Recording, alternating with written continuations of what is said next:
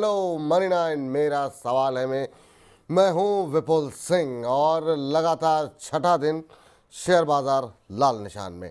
हालांकि कोशिश हुई थी और 23,675, 23,676 ये निफ्टी ने आज का इंट्राडे हाई लगाया था, लेकिन वो कोशिश सिर्फ कोशिश ही तक सीमित रह गई।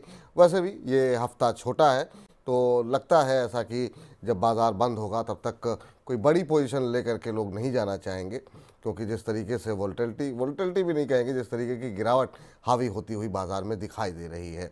अब सवाल ये कि आखिर में ये गिरावट कहाँ जाकर के थमेगी। आज की जो कोशिश है, क्या वो अगले हफ्ते जो है वो हम उम्मीद ये कर सकते हैं क्या कि ये बॉटम बन गया है, यहाँ से रिकवरी आएगी, या फिर ये गिरावट अभी थोड़ी सी और लंबी चलती दिखाई देगी, क्योंकि 48 लाख करोड़ की मार्केट कैप जो है वो जो है एक तरीके से साफ़ हो चुकी है बाज़ार के हाई से, अगर हम देखें। इसके अलावा मार्च 2000 अगर हम 20 की बात करें, 2020 के बाद से इतना लंबा करेक्शन जो है कि सेंसेक्स, निफ्टी, मिड कैप सब में क्रॉस द बोर्ड 10% से ज़्यादा की गिरावट जो है वो एक मुश्त जो है वो देखने को मिली नहीं है, वो इस बार देखने को मिल रही है। तो बेयर्स क्या बोल रहे हैं ना, पूरी तरह समाप्त हो गया है, अब बेयर्स की गिरफ्त में है बाजार। इन्हीं तमाम पहलुओं पे आज हम बातचीत करने की कोशिश करेंगे और आज की इस चर्चा में दो खास मेहमान हमारे साथ होंगे। शुरुआती 35-40 मिनट तक हमारे साथ ब्रजेश सिंह जी मौजूद रहेंगे। इसके अलावा भी हमारे साथ एक और ख़ास मेहमान होंगे जिनसे हम बातचीत, प्रशांत तापसे जी हमारे साथ होंगे, उनसे समझने की कोशिश करेंगे कि आखिर में बाज़ार में अभी चल क्या रहा है। लेकिन सबसे पहले वेलकम करते हैं आज के हमारे ख़ास मेहमान ब्रजेश जी का। ब्रजेश जी बहुत लंबे वक्त बाद हमारे पास लौटे हैं इस शो के अंदर, इस कार्यक्रम के अंदर। तो सबसे पहले तो ब्रजेश जी बहुत बहुत स्वागत है आपका आज की इस चर्चा में शामिल होने के लिए। और ऐसे वक्त पर आप आए हैं कि जो तमाम दर्शक हैं, जो निवेशक हैं, वो त्राहिमाम कर रहे हैं इस समय, क्योंकि बहुत बड़ा वर्ग ऐसा है जिन्होंने मतलब ये इस तरह की गिरावट देखी नहीं है। उन्होंने सिर्फ बुल रन ही देखा है, बहुत तेज़ी देखी है, और इसमें बहुत सारे ऐसे लोग जो कि बाज़ार के बारे में नहीं जानते थे, उन्होंने भी अपने नए नए डीमेट अकाउंट खुलाए, उनको भी अच्छा मुनाफा हुआ। अब इसमें वो थोड़ा सा घबरा गए हैं, चिंतित हैं। क्या सलाह रहेगी आपकी और अगले लेवल्स आप क्या देख रहे हैं बाज़ार में? तो गुड आफ्टरनून विपुल जी, आपका बहुत बहुत धन्यवाद शो में बुलाने के लिए। सिक्के के दो पहलू होते हैं, वही मार्केट के भी दो पहलू हैं, बुल मार्केट और बेयर मार्केट। अगर मैं कहूँ कि लोगों ने 2008 की मंदी देखी, 2016 की मंदी देखी, तो आप ये मान के चलिए इस हिसाब की अगर मार्केट में कोई भी करेक्शन अगर आता है और अगर वो करेक्शन मंदी में अगर कन्वर्ट भी होता है तो घबराने की ज़रूरत नहीं है। दो प्रकार की मेंटेलिटी लेके चलें, या तो आप स्ट्रिक्ट अपने आप को ट्रेडर की मेंटेलिटी लेके चलें। अगर आप ट्रेडर की मेंटेलिटी लेके चल रहे हैं तो आपका जो विज़न होगा या जो टाइम फ्रेम ऑफ ट्रेडिंग का रहेगा वो शॉर्ट टर्म का रहेगा। आप शॉर्ट टर्म डिपेंड करता है आपका, आई एम अज्यूमिंग कि 1 महीने से लेके 3 महीने या थोड़ा सा और अगर मैं एक्सटेंड कर दूँ तो 4 महीने के लिए यहाँ से, तो आपका विजन वो होना चाहिए। और उस विजन को अगर आप लेके चल रहे हैं तो फिर आप ये मान के चलिए कि आप उस विजन में आप अपना स्ट्रिक्ट स्टॉप लॉस लेके चल रहे हैं, चाहे आप वो 2% का हो, 5% का हो या 10% का हो। जैसे अगर आपका स्टॉप लॉस ट्रिगर होता है तो मेरा ऐसा मानना है कि आप अपने जो भी अगर स्टॉप लॉस ट्रिगर हुआ है तो आप एग्जिट कर लीजिए। दूसरा, अगर मान के चलिए कहीं मुनाफा हो रहा है तो उसको आप कन्वर्ट कीजिए, पेपरों में ना रख के आप उसको प्रॉफिट बुक जरूर कीजिए, एक पार्शियल प्रॉफिट बुक जिसे बोलते हैं, उस पर आप उसमें आप ट्रेलिंग स्टॉप लॉस लगा के काम कीजिए। जो दूसरा वर्ग है वो है इन्वेस्टर्स का। तो मेरा ऐसा मानना है कि इन्वेस्टर्स के लिए मिनिमम टाइम फ्रेम 9 से 12 महीने का है और that can go up to 2 years, 3 years या 5 इयर्स डाउन द लाइन। तो अगर वो वर्ग में अगर आप आते हैं अपने आप को, तो फिर उस लिहाज से क्योंकि इस समय क्वार्टर्स Q2 के रिजल्ट चल रहे हैं, उसको मद्देनज़र रखते हुए जो स्टॉक्स में अगर रिजल्ट अच्छा आया है और टेक्निकल सेटअप के हिसाब से वो एक अच्छे सपोर्ट जोन पे अगर वो मिल रहा है जहाँ रिस्क आपका कम है और रिवॉर्ड ज़्यादा है, तो उस लिहाज से आप उसमें ट्रेड कर सकते हैं। एक स्मॉल पार्ट इन्वेस्टमेंट के बतौर, वो पार्ट इन्वेस्टमेंट आपका एक SIP के बतौर भी हो सकता है, या फिर आपके पास में अगर कोई कैपिटल है और उसको आप 3 भागों में आपने डिवाइड कर लिया तो उस हिसाब से आप इन्वेस्टमेंट कर सकते हैं। 40-40-60 या 60-40 या 30-30-40 के हिसाब से आप उसमें निवेश कर सकते हैं।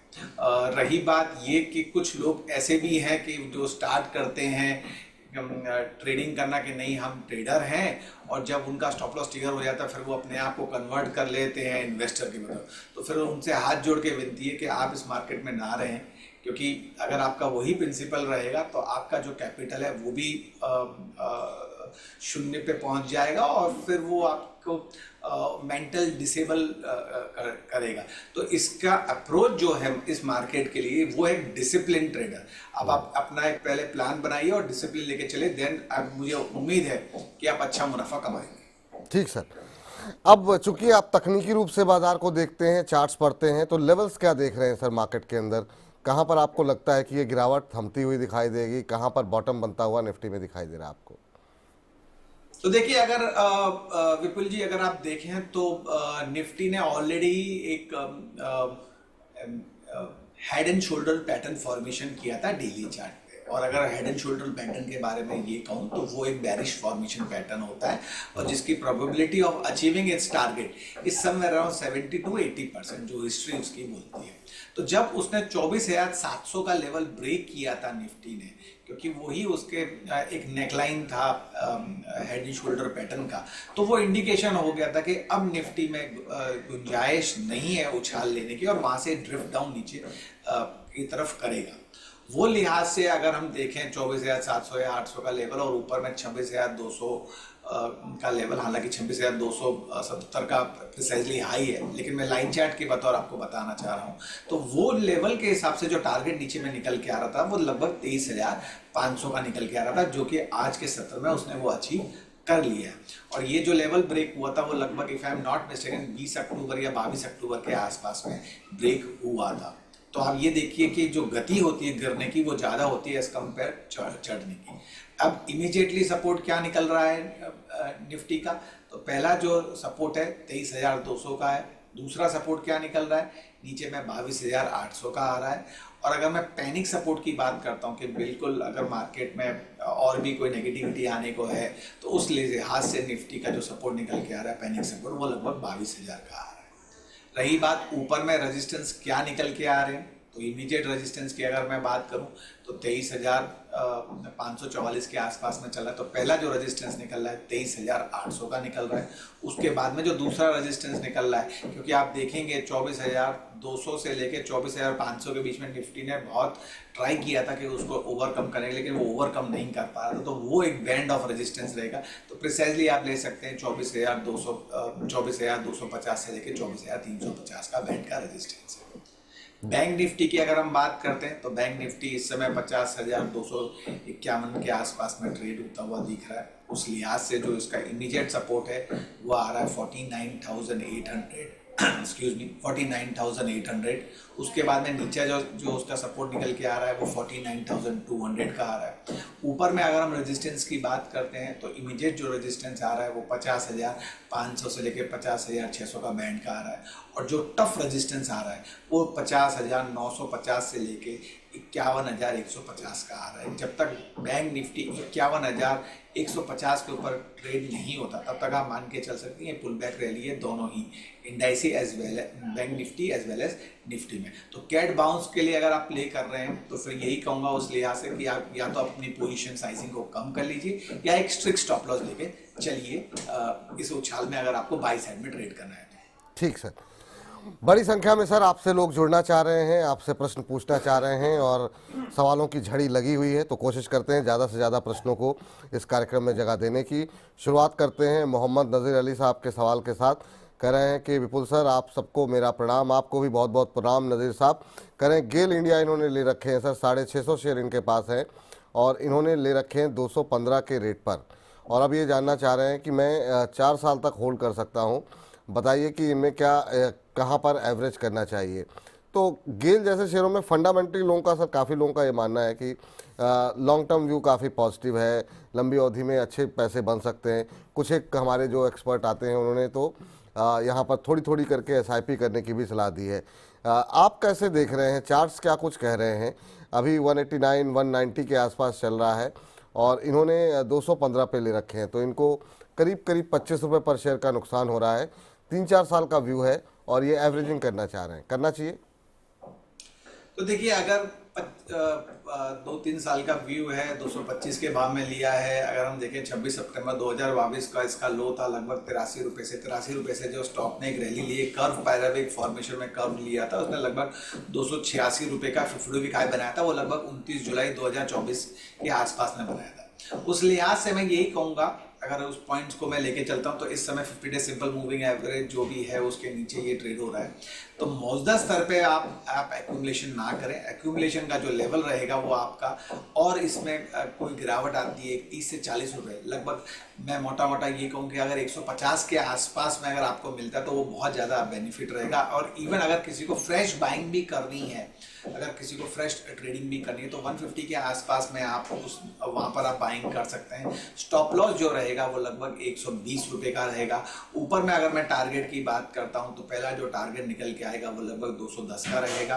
और क्योंकि इनका जो प्रश्न 2 से 3 साल के लिहाज से था, तो इनके लिए फिर यही सलाह रहेगी कि जो ऊपर के टारगेट निकल रहे हैं वो लगभग 275 से 285 के निकल के आ रहे हैं। 275 से 285 तक के टारगेट निकल रहे हैं, लेकिन अभी एवरेजिंग की सलाह नहीं है सर आपके लिए। नीचे आने का वेट कीजिए और जो लेवल्स बताए गए हैं उनका ध्यान रखिए। अविनाश जी का प्रश्न ले लेते हैं, और इनका प्रश्न 2 शेयरों पर है और दोनों के दोनों ही सर PSU स्टॉक्स हैं। पहला ये जानना चाह रहे हैं कि इरडा, और दूसरा IRCTC में अभी क्या करना चाहिए। अब ये हमें नहीं पता है कि ये खरीदना चाह रहे हैं या ऑलरेडी इनके पास है और लॉस में है, क्योंकि दोनों ही शेयर ऐसे हैं जो कि ऊपरी स्तरों से काफ़ी टूटे हैं। तो ये मान के हम चलें कि अगर इनके पास हैं तो ये लॉस में ही होंगे। 191 पे आ गया है इरडा का शेयर, 300 से ऊपर का लेवल दिखाने के बाद आज 2-2.25% ऊपर ज़रूर है, लेकिन 200 का लेवल से नीचे जाने के बाद यहाँ पर काफ़ी लोग इस समय घबराए हुए हैं कि इरडा में और कितनी गिरावट बाकी है। दो तरह के लोग हैं, एक तो इन्होंने काफ़ी लोग ऐसे हैं, कल भी कुछ एक सवाल आए थे इरडा को लेकर के, जो कि 80-90 के आसपास, 100 रुपये के आसपास भी लोगों की पोजीशन अभी बनी हुई है। बहुत लोग ऐसे हैं जिन्होंने हायर लेवल पे लिया हुआ है। इन दोनों के बीच में आपकी सलाह क्या होगी इरडा को लेकर के, और फिर IRCTC पे थोड़ी सी बात करना चाहेंगे। तो पहले हम बात करते हैं इरडा पे। तो इरडा का अगर हम शेयर देखें तो एक इरडा का एक 11 मार्च का एक लो था लगभग 181 का। उसके बाद में एक स्विंग लो बनाया था उसने 3 जून का 2024 को 154 रुपए का। तो दो ये सपोर्ट लेवल आप पकड़ के चलिए, 120 और 150 का एक लेवल पकड़ के चलिए कि ये एक सपोर्ट लेवल है जहां पर यहाँ पर किसी को फ्रेश बाइंग करनी है या किसी को एवरेजिंग करनी है, तो ये लेवल पे आप एवरेज कर सकते हैं। 150 के आसपास में 120 का एक स्टॉप लॉस रहेगा, fresh bank as well as average. अब रही बात ऊपर में रेजिस्टेंस कितना निकलता है, तो इसका रेजिस्टेंस निकलता है 235 से 240 के बीच में। ये लेवल एक टफ रेजिस्टेंस है।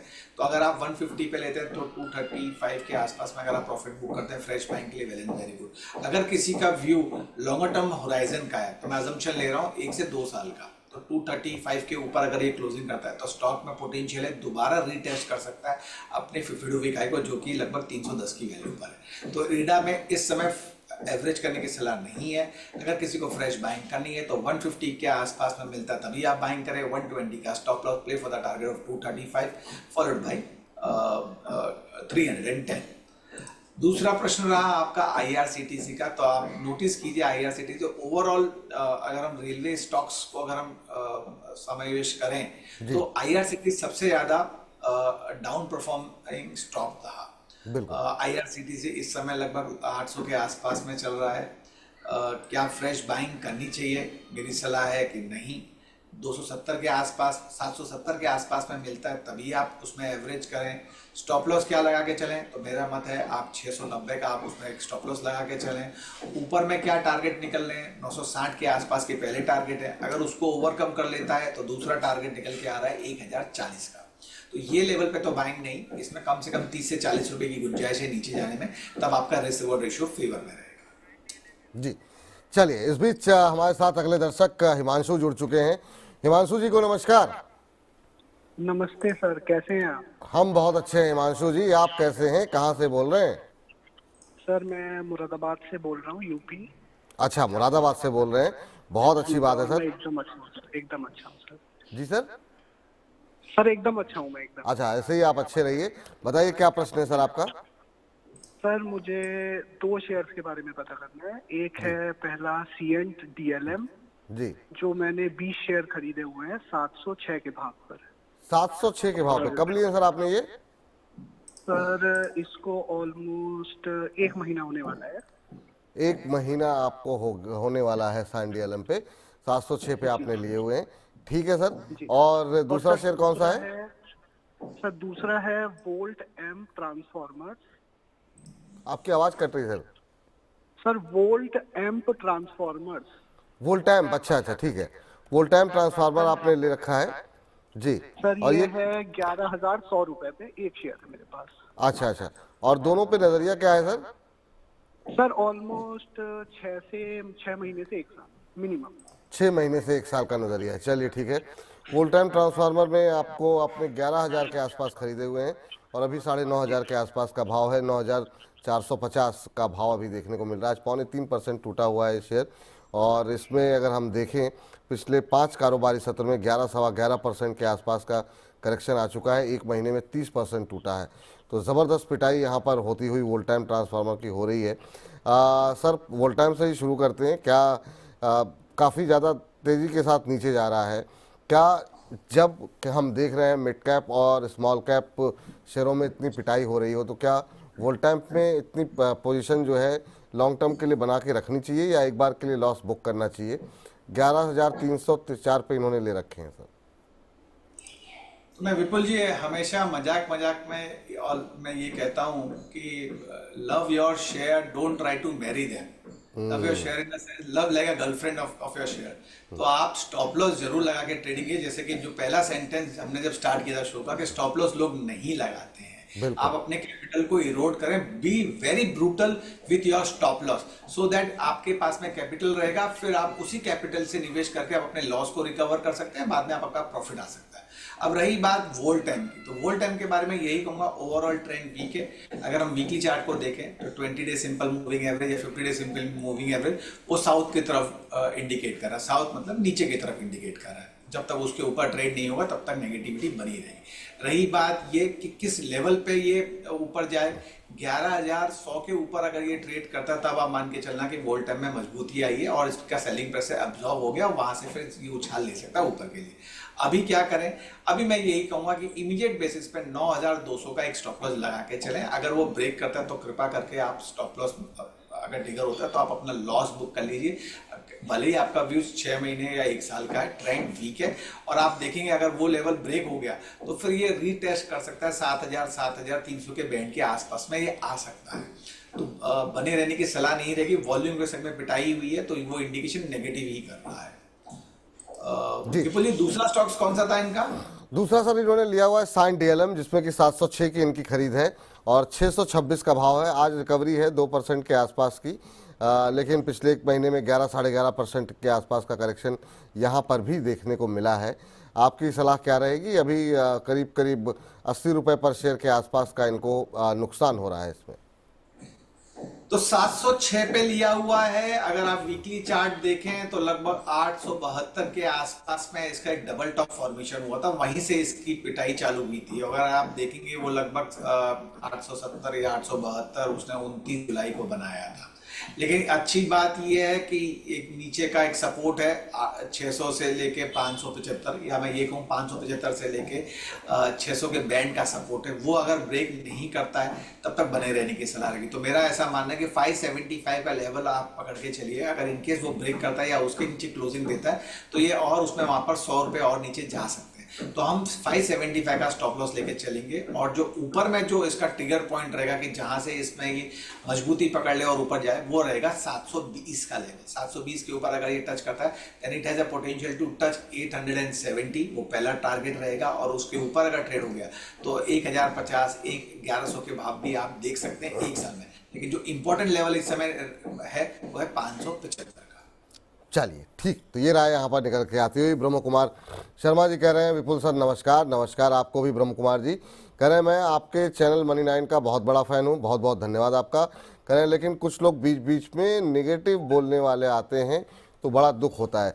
देखिए सर, तमाम जो लोग भी यहाँ आते हैं वो सारे एक्सपर्ट होते हैं और नेगेटिव या पॉजिटिव कुछ नहीं होता। बाज़ार की अगर दिशा कमज़ोर है तो उसे कमज़ोर बताना, उसे नेगेटिविटी नहीं कहते हैं, उसे नकारात्मकता नहीं कहते हैं। वो बता रहे हैं कि अब दिशा परिवर्तन हो गया है, अगर आप नहीं संभलेंगे तो आपको नुकसान हो सकता है। अगर वो ऐसा ना कहें और कहें कि अपने पोर्टफोलियो में ये सारे शेयर रखे रहिए और उसके बाद अगर आपको नुकसान होगा तो फिर आपके लिए शायद दिक्कत ज़्यादा बड़ी हो, इसके बजाय कि वो स्पष्ट रूप से आपको बता दें कि इन शेयरों से आप निकल जाएं।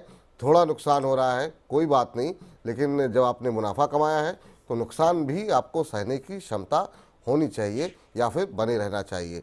तो इसलिए ऐसा मत कहिए सर। सभी लोग अपने अपने प्रयास से आपको सही राय बिल्कुल जो है वो देने का प्रयास करते हैं। चलिए आगे बढ़ते हैं और सोनी कुमारी जी का प्रश्न लेते हैं। कह रही है, नमस्ते विपुल जी, डेली व्यूअर ऑफ मनी9, बहुत बहुत धन्यवाद आपका कि आप नियमित रूप से कार्यक्रम देख रही हैं। इनका सवाल बजाज हिंदुस्तान को लेकर के है सर, और इन्होंने 39 रुपये के भाव पर बजाज हिंदुस्तान के शेयर खरीदे हुए हैं। अभी अगर हम देखें तो बजाज हिंदुस्तान पे जो भाव देखने को मिल रहा है वो 31 के आसपास का है। 39 पे ले रखे हैं, तो इनको थोड़ा सा नुकसान 8 रुपये पर शेयर का हो रहा है। लेकिन इस सेक्टर को लेकर के कुछ एक चीज़ें पॉजिटिव हो रही हैं। भविष्य में भी हो सकता है कुछ एक चीज़ों में और रियायत सरकार की तरफ से मिले, लेकिन वो एक अलग विषय है। अभी तो मिड कैप स्मॉल कैप में और बाजार के अंदर दबाव देखने को मिल रहा है। चार्ट्स पे क्या कुछ कह रहे हैं सर? ये इसका 7-8 रुपये के नुकसान पे है बजाज हिंदुस्तान में। तो अगर शॉर्ट टर्म का व्यू तो ट्रेंड तो नेगेटिव है, लेकिन अगर आपका मत एक 6 महीने से 9 महीने के लिहाज से, तो फिर मैं यही कहूंगा कि ये इस समय सपोर्ट जोन पे आ गया है। 28 के आसपास में एक अच्छा सपोर्ट है, 28 से 25 के बीच में एक अच्छा सपोर्ट है। तो 25 रुपए का एक स्टॉप लॉस बना के चलिए, दैट इज 1 पॉइंट। 28 के आसपास में थोड़ा एक्यूमुलेट कीजिए सो दैट आपका कॉस्ट प्राइस नीचे आ जाए। रही बात ऊपर में, तो मैं यही कहूँगा जो पहला रेजिस्टेंस रहेगा वो लगभग 35 रुपये का रहेगा। अगर हमारे को 35 रुपये से ऊपर की अगर क्लोजिंग मिलती है तो स्टॉक में पोटेंशियल दोबारा रीटेस्ट करेगा आपके 44 के भाव को।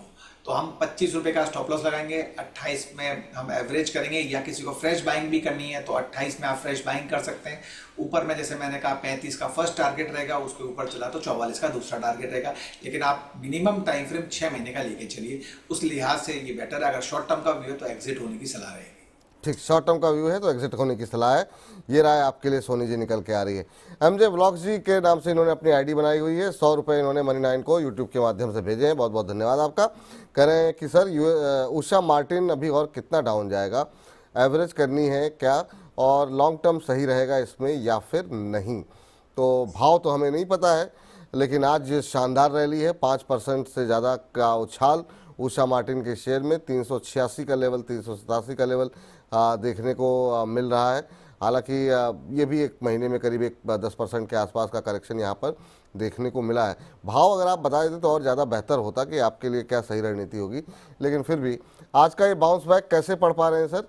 और क्या ये जो रैली है क्या वो आगे भी कुछ दिन तक कंटिन्यू रह सकती है क्या? तो शॉर्ट टर्म के लिहाज से तो मैं यही कहूंगा कि जो पुल बैक रैली आई है वो 200 दिन के मूविंग एवरेज के ऊपर उसके ऊपर टिकने की वजह से आई है, और ये रैली जो चलेगी वो लगभग 400 रुपये के भाव को लेके जा सकती है। रही बात ये कि अगर इनका व्यू 6 मंथ का टाइम फ्रेम ऑफ होराइजन है, तो अगर आप देखिए वीकली चार्ट देखिए, high top higher bottom formation मजबूती दिखाता है, और 3-4 हफ्ते पहले जो वॉल्यूम ब्रेकआउट हुआ वो मजबूती दिखाता है। उसका जो स्विंग लो था 7 अक्टूबर का, वो लगभग अगर आप वीकली चार्ट देखेंगे तो 334 रुपये का था, अगर आप वीकली हाई देखेंगे तो 433 रुपये का था। मेरा ऐसा मानना है कि 334-340 का जो भाव है वो बहुत स्ट्रॉन्ग सपोर्ट है, वहाँ से जो इसमें बाइंग आई थी। क्या हमें एवरेज करना चाहिए या फ्रेश बाइंग करनी चाहिए? तो मेरा ऐसा मानना है कि ये लेवल पे नहीं, थोड़ा सा और इसमें गिरावट आ जाए, लगभग 360-365 के आसपास में आता है तो डेफिनेटली आप फ्रेश बाइंग कर सकते हैं, एवरेज भी कर सकते हैं। 340 रुपये का एक स्टॉप लॉस लगा के चलें। ऊपर में क्या लेवल रहेगा जहाँ पर आपको ब्रेकआउट देखने को मिलेगा, वो रहेगा 410 का। अगर 410 के ऊपर ये ब्रेक करता है तो आप मान के चलते हैं स्टॉक में पोटेंशियल है लगभग 480 और 520 रुपये तक जाने की। तो बने रहने की सलाह रहेगी। फ्रेश बाइंग का लेवल मैंने सुझा दिया है 340 का स्टॉप लॉस, वो जरूर ध्यान में रखिए। इस बीच बाजार एक बार फिर से निफ्टी हरे निशान में आता हुआ, और हरे निशान में आने की या कोई कह सकते हैं कोशिश करता हुआ 23,558 का लेवल अभी फिलहाल के लिए देखने को मिल रहा है।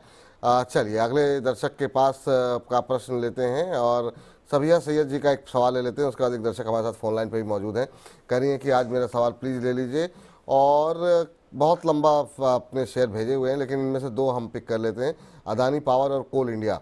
इनको ये जानना चाह रही है कि इन सब में अभी क्या करना चाहिए, एवरेज करें, होल्ड करें, सेल करें, और दिसंबर तक का ही व्यू है इनका, तो 1 महीने के आसपास का। अदानी पावर इन्होंने 835 के आसपास खरीदा हुआ है। हाल फिलहाल में काफ़ी खबरें रहीं, चाहे वो बांग्लादेश की सप्लाई को लेकर के हो, या फिर उन्होंने अभी अमेरिका में नया इन्वेस्टमेंट करने की सोची है, और उसको लेकर के भी काफ़ी सारी खबरें रही हैं। आज 2% 2.25% ऊपर है, 559 ये भाव देखने को मिल रहा है, और आपने 835 पे ले रखा है, तो मैम दिसंबर तक तो कैसे आप निकल पाएंगी। दूसरा कोल इंडिया का वो लेकर के 447 पे इन्होंने ले रखा है। एवरेज भी करना चाह रही हैं सबिहा जी, क्या एवरेज की सलाह इन दोनों में से किसी में है सर, अदानी पावर और कोल इंडिया? देखिए विपुल जी, दोनों ही स्टॉक्स अगर आप देखेंगे तो 200 दिन के सिंपल मूविंग एवरेज के नीचे ट्रेड कर रहा है, और मेरा ऐसा मानना है कि जिसको भी थोड़ा बहुत टेक्निकल्स में अगर रुचि है तो 200 सिंपल मूविंग एवरेज के नीचे अगर कोई भी स्टॉक या इंडेक्स ही ट्रेड करता है तो आप मान के चलिए वो बेयर की ग्रिप में है। रही बात ये, स्टॉप लॉस नहीं लगाया ना कोल इंडिया में ना अदानी पावर में। अदानी पावर में बस मैं यही कहूँगा कि इस समय जो प्रीवियस स्विंग लो था आप उसको ध्यान में रखिए, 540 का अगर वो ब्रेक करता है तो इसमें और ड्रिफ्ट हो सकता है, और वो ड्रिफ्ट जो उसको स्टॉक्स को लगभग 500 से 480 तक के लेवल पे जा सकता है। तो 540 का स्टॉप लॉस लगा के चल सकती हैं। रही बात ऊपर में पुल बैक रैली जो अगर आएगी तो ये 600 रुपये तक जा सकता है। अगर 610 के ऊपर बंद हुआ तो फिर आप मान सकते हैं कि 690 का एक टफ रजिस्टेंस देखने को मिलेगा। तो हमारे लिए जो इम्पोर्टेंट लेवल है नीचे में वो दो हैं, 480 और 540। जो भी अगर आपको लगता है उसका स्टॉप लॉस लगा के चलिए। ऊपर में जो लेवल है वो 600 और 690, ये दो रजिस्टेंस है, वहाँ पर आप अपना लॉस बुक कर लीजिए। रही बात कोल इंडिया की, सेम चार्ट पैटर्न फॉर्मेशन है, lower tops lower bottom formation जो अदानी का है, अदानी पावर के जो चार्ट में था 200 सिंपल मूविंग एवरेज के नीचे ट्रेड कर रहा है।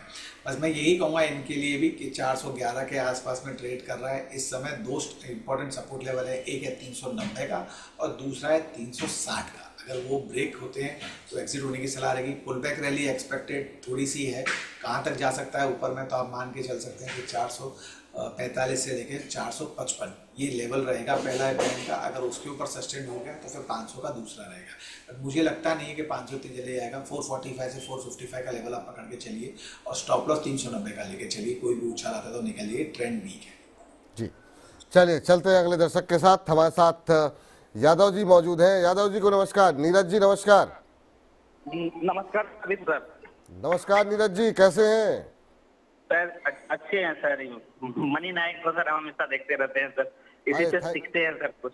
अरे थैंक यू सर, बहुत बहुत धन्यवाद कि आप कार्यक्रम देखते हैं। हम लोगों का भी हौसला बढ़ता है, आप लोगों का ये जो समर्थन मिलता है उससे। कहाँ से बोल रहे हैं सर नीरज जी? सर हम बम्बे से बोल रहे हैं सर, रहने वाले बिहार के हैं, रेलवे में जॉब करते हैं। अच्छा, रेलवे में जॉब करते हैं, बहुत अच्छी बात है सर। लेकिन सर बिहार के लिए रिजर्वेशन जल्दी नहीं मिलता। हम देखते हैं अक्सर जो हमारे सहयोगी हैं वो ज़्यादा परेशान रहते हैं। इतनी ट्रेनें शुरू हो जाती है लेकिन फिर भी कोई भी त्यौहार आता है तो जल्दी रिजर्वेशन लोगों को नहीं मिलता। सहमत हैं आप इससे? सर मेरा छुट्टियाँ, मैं छठ में गया था घर, छुट्टी खत्म होने के बाद मैं उधर से आया, स्पेशल गाड़ी उधना के लिए पकड़ा था, वो 24 घंटा गाड़ी लेट आई स्पेशल ट्रेन का। नहीं, ये बड़ी समस्या है, और ये हमारे तमाम जो साथी लोग हैं वो भी बड़े परेशान रहते हैं कि जो है रिजर्वेशन नहीं मिलता। रिजर्वेशन जिन ट्रेनों में मिलता है उनमें देरी बहुत ज़्यादा हो जाती है। ये बात तो सही है। बताइए सर, क्या सवाल है आपका? सर टाटा मोटर मेरा शेयर है, उसको एवरेज करे या बाय सेलिंग करे, या समझ नहीं आ रहा है सर। किस रेट पर लिया हुआ आपने? 848 848 पर है, यहाँ 748 लिखा हुआ है, नुकसान में है, इनको से 848 कर दीजिए। तो 848 पे लिया है, 780 के आसपास अभी भाव देखने को मिल रहा है, और 779 का भाव यहाँ पर इस समय देखने को मिल रहा है। एवरेजिंग की सलाह यहाँ पर रहनी चाहिए या नहीं, एक महत्वपूर्ण सवाल। ऑटो की पिटाई लगातार इधर जो है वो ठीक ठाक हो रही है। बजाज ऑटो के बाद से जब से नंबर्स देखने को मिले, एक महीने में 16% के आसपास का करेक्शन तो यहाँ पर आ चुका है। अब बड़ा सवाल ये कि क्या एवरेजिंग के लिए थोड़ा वेट करें या अभी करना चाहिए। सर ऑटो को लेकर के अभी व्यू क्या बन रहा है आपका, और जिस तरह की पिटाई हुई है उसके बाद क्या एवरेजिंग के लिए सही समय है, या आपको लगता है कि अभी पेन थोड़ा बाकी है? तो अगर मैं टाटा मोटर के बारे में बात करूं या ऑटो इंडस्ट्रीज के बारे में बात करूं तो हम 2 व्हीलर और 4 व्हीलर में कन्वर्ट कर दें दो चीज़ में। तो टाटा मोटर, मारुति, आपका महिंद्रा, अशोक लेलैंड, ये कुछ शेयर्स हैं जो 4 व्हीलर में आते हैं, जिसमें हम अशोक लेलैंड और महिंद्रा का चार्ज बेहतर है एज कम्पेयर टू मारुति और टाटा मोटर के चार्ज से। टाटा मोटर का चार्ज वीक है। देखिए, जैसा कि आपने कहा, पिटाई जो है वो रुकी नहीं है, और जो इसका 52 वीक हाई था वो लगभग 1189 का था, और वो वहाँ से जो पिटाई हुई है वो अभी भी बरकरार ही है।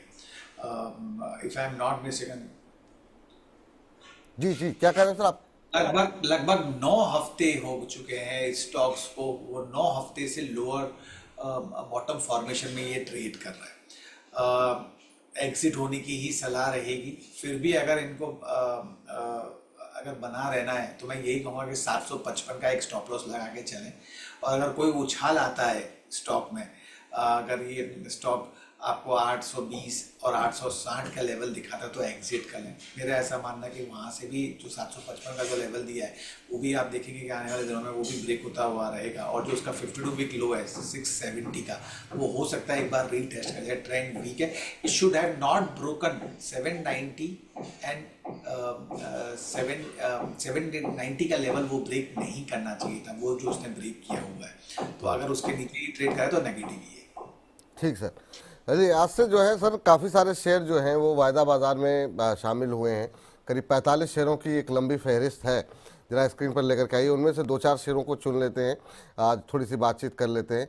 ये वो नाम है जिसमें कि आज हम देख रहे हैं कि ये फेंडो में शामिल हुए हैं। उसमें अदानी टोटल गैस है, Adani Energy, Jio Financial, Angel One, Paytm, Nykaa, D Mart, Poonawalla फैन, इसके अलावा HFCL, VBL, PB Fintech, Supreme Industry, Indian Bank, Bank of India, Union Bank, LIC, हुडको, SJVN और NHPC। तो ये वो नाम है, लेकिन कुछ एक नामों पे हम थोड़ी सी चर्चा करने चाहेंगे, और इसमें ज़रा पावर पैक को पकड़ लेते हैं पहले। उसमें NHPC और SJVN, इन दो पे आपकी राय पहले क्या होगी सर, जो कि अब वायदा बाज़ार में शामिल हुए हैं। 78 के आसपास इस समय NHPC बहुत थकाया, 80 के नीचे अब जाता हुआ, क्या सलाह रहेगी, क्या करना चाहिए? और दूसरा SJVN, यहाँ पर भी हम देख रहे हैं कि अभी भी दर्द बचा हुआ है, 105 के आसपास चल रहा है, 1% आज जरूर ऊपर है, लेकिन इन पे लोगों की पोजीशन काफ़ी ज़्यादा है और लोग फंसे हुए हैं। तो अगर हम NHPC के बारे में बात करें तो मैं यही कहूँगा, NHPC का स्टॉक्स जिस हिसाब से ट्रेड हो रहा है वो एक बार मुझे लगता है कि अगर 73 के लेवल या 70 के लेवल को अगर ये नहीं तोड़ता है तो वो ज़्यादा बेटर रहेगा, वही इमीडिएट सपोर्ट है उसका। और अगर पुल बैक रैली आई तो इसको फिर दोबारा 84 और 86 के आसपास लेके जा सकती है, और अगर उसके ऊपर बंद होता है तो फिर आप देख सकते हैं स्टॉक 95 तक भी जा सकता है। लेकिन हाल फिलहाल में जो इंपॉर्टेंट लेवल रहेगा वो 70 से 73 के बैंड का सपोर्ट है, वो that should not be broken.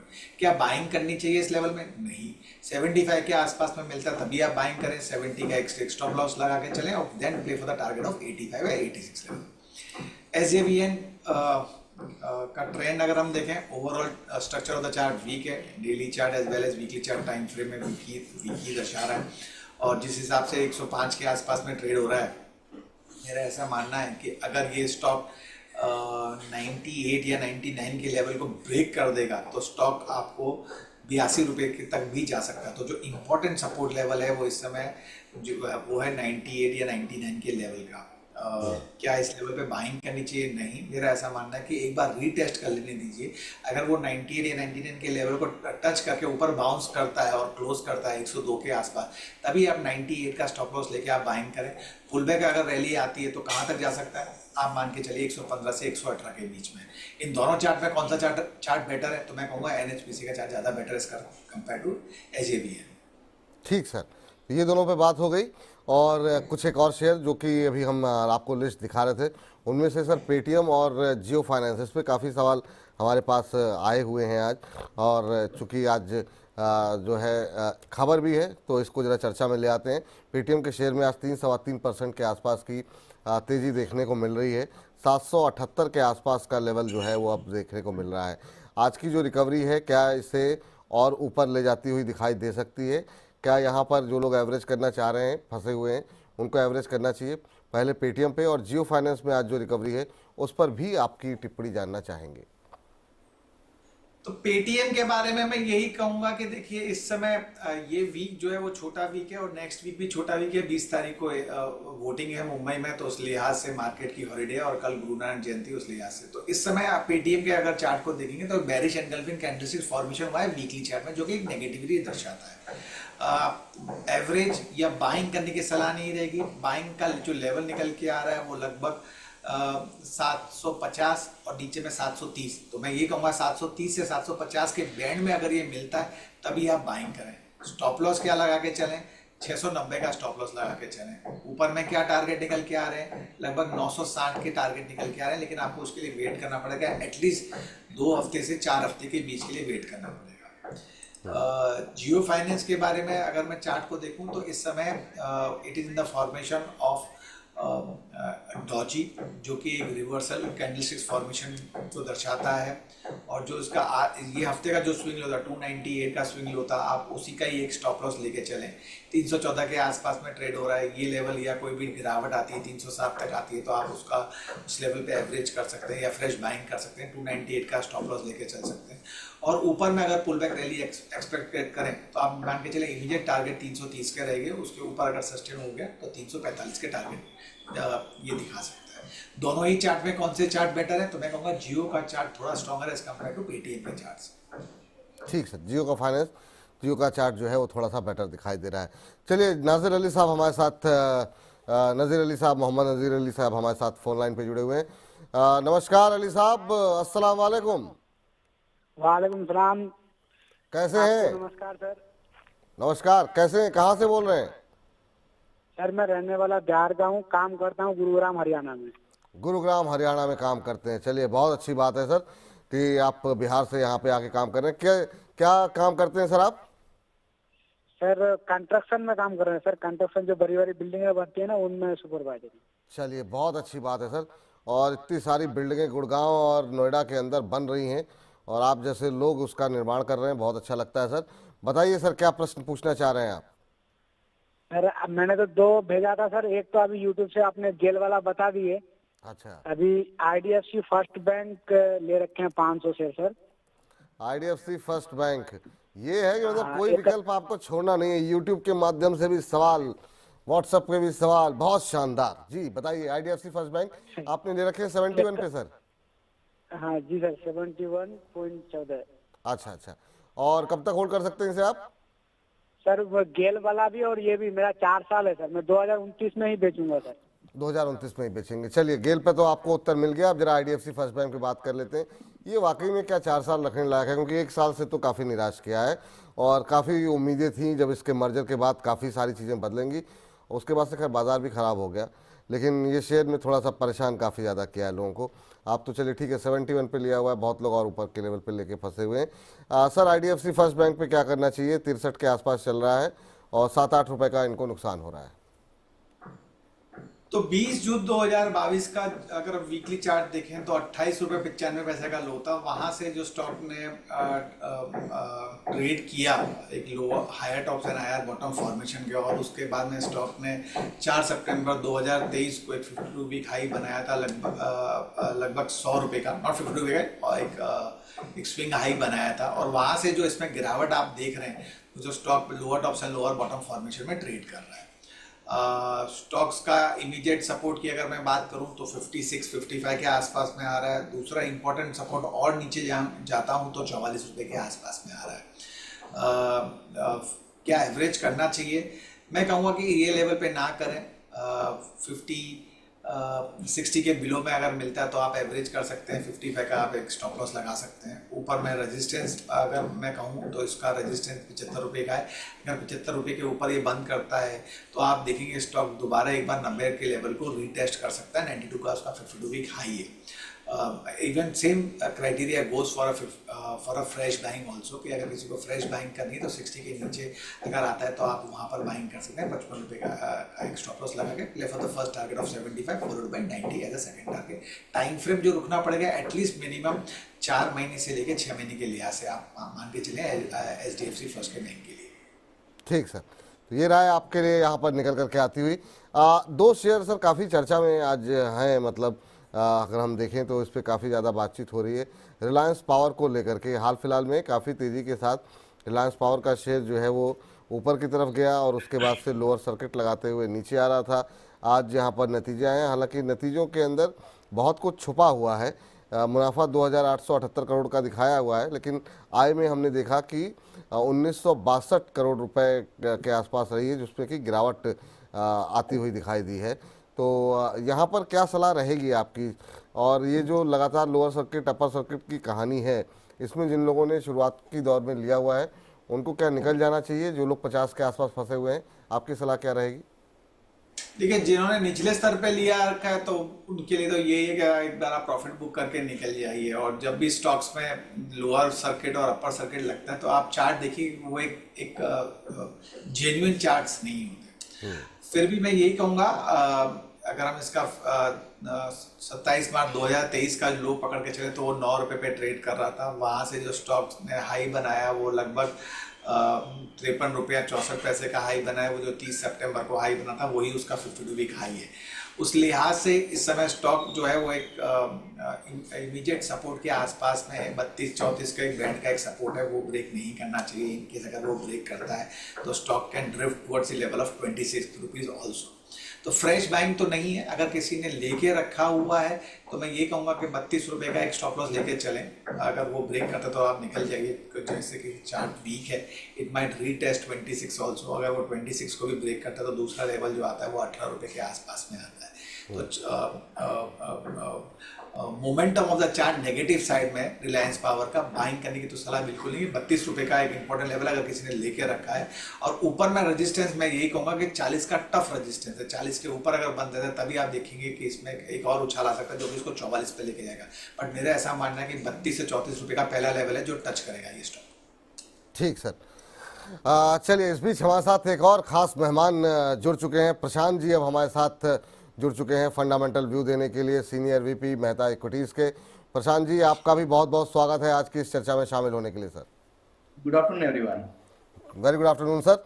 और अब ब्रजेश जी से विदा लेने का भी वक्त हो रहा है, लेकिन ऐसे नहीं जाने देंगे क्योंकि इस गिरते और उतार चढ़ाव वाले बाज़ार में क्या कुछ ऐसे शेयर हैं जहां पर अभी भी खरीदारी करने की जो है स्थिति दिखाई दे रही है। हालांकि बहुत लोग घबराए हुए हैं, कह रहे हैं कि हमारे, मैं कल टिप्पणियां पढ़ रहा था, लोग कह रहे हैं एवरेज करने के भी पैसे नहीं बचे हैं। तो डर है, पैनिक है थोड़ा सा, लेकिन फिर भी रुख करते हैं हमारे खास सेगमेंट चुन चुन के का।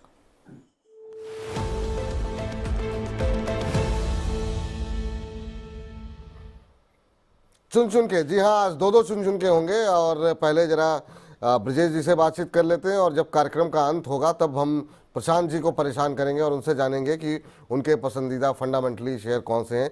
तो आज चार्ट्स पे, यानी टेक्निकल और फंडामेंटल आधार पे, आपको दोनों आधार पे चुन चुन के शेयर मिलेंगे। लेकिन पहले चलते हैं जरा ब्रजेश जी के पास। ब्रजेश जी, इस उतार चढ़ाव के बाजार में बड़ा मुश्किल होता होगा शेयरों को चुनना, लेकिन ऐसे में आप जैसे लोगों की जो कुशलता है वो काम आती है। बताइए सर, क्या कुछ इस समय आप पढ़ पा रहे हैं और कौन से वो सागर रूपी बाजार से आपने दो नगीने चुने हैं जो कि हमारे दर्शकों के पोर्टफोलियो को चमकाते हुए दिखाई देंगे? तो विपुल जी, दो स्टॉक्स हैं, दोनों ही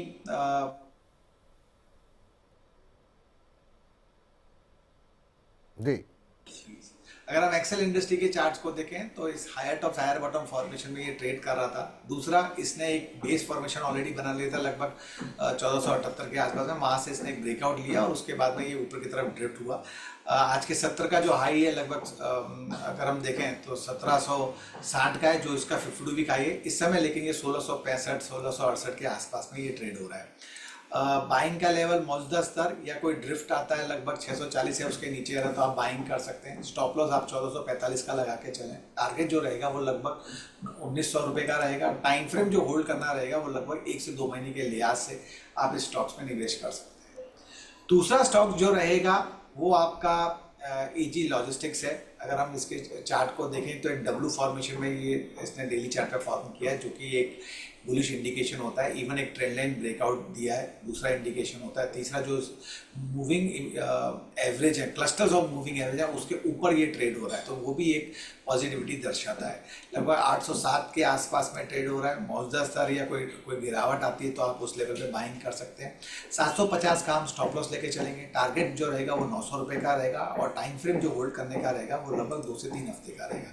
तो ये दो स्टॉक्स हैं जिनमें बाइंग करने की सलाह है। लेकिन मैं हमेशा कहूँगा टारगेट को ना देख के पहले आप अपने स्टॉप लॉस को देखें क्योंकि वही हमारा रिवॉर्ड अपने आप बन जाएगी। जी सर, बहुत सारे लोगों की ये भी टिप्पणियाँ आती हैं कि आखिर में कितने टाइम फ्रेम के लिए है। तो कोई टाइम फ्रेम निर्धारित किया है क्या आपने? शॉर्ट टर्म के लिए है, मीडियम टर्म के लिए है, क्या तो नजरिया है? जो एक्सेल एक्सेल इंडस्ट्री जो दिया है वो हमने उसका टाइम फ्रेम आपको सुझाया 1 से 2 महीने के लिए आज से, और जो दूसरा स्टॉक दिया है एजी लॉजिस्टिक्स उसका टाइम फ्रेम दिया है 2 से 3 हफ्ते का। ओके, तो 1 से 2 महीने, 2 से 3 हफ्ते, एजिस लॉजिस्टिक 2 से 3 हफ्ते वाली कैटेगरी में आता है। और यहाँ पर आपको करीब करीब 93 रुपये ऊपर के लक्ष्य निकल करके आ रहे हैं। 807 के आसपास चल रहा है, 900 पे के लक्ष्य के लिए खरीदिए। लेकिन हाँ, स्टॉप लॉस का अवश्य ध्यान रखिए। बाजार बहुत वॉलेटाइल है, बाजार में बहुत तेज जो है गिरावट खास तौर से आ रही है। तो ऐसे में ये जो स्टॉप लॉस है यही आपका कवच है जो आपके नुकसान को से आपको बचाता है। तो अवश्य पहले स्टॉप लॉस अवश्य लगाइए, 900 के लक्ष्य के साथ खरीदारी करके चलें। दूसरी कंपनी जो है वहाँ पर जो है नज़र रखिए, 1 से 2 महीने के लिए आपको खरीदारी करना है। 1900 रुपये तक के लक्ष्य यहाँ पर देखने को मिल सकते हैं एक्सेल इंडस्ट्रीज़ के अंदर। यहाँ पर आपको 1670 के आसपास खरीद करके 1445 रुपये का एक स्टॉप लॉस लगाने की सलाह दी जा रही है। तो बहुत बहुत शुक्रिया ब्रजेश सर आज की इस चर्चा में जुड़ने के लिए और तमाम दर्शकों के प्रश्नों के उत्तर देने के लिए। उम्मीद करते हैं आगे भी आप बीच बीच में से अपने व्यस्त कार्यक्रमों में से थोड़ा सा समय निकाल करके हमारे दर्शकों की दुविधा को दूर करते रहेंगे। कोई डिस्क्लोजर सर आपका? विपुल जी, जो भी स्टॉक्स में बात की थी ये सब इलिस्ट्रेशन पर्पस है, कोई भी रिकमेंडेशन नहीं है पर्सनल मेरी या मेरी फैमिली मेंबर की या अपोलो एसोसिएट की कोई भी इंटरेस्ट नहीं है। Whatever stock we have discuss, clients might be having it, और व्यूअर्स को हमेशा सलाह रहती है कि आप अपने फाइनेंशियल एडवाइजर से पहले उस स्टॉक्स पे बाइंग करने से पहले उसमें आप गौर फरमाइए। अगर वो सलाह देते हैं तभी आप निवेश कीजिए। और आपका खूब खूब आभार शो में बुलाने के लिए। थैंक यू सर, बहुत बहुत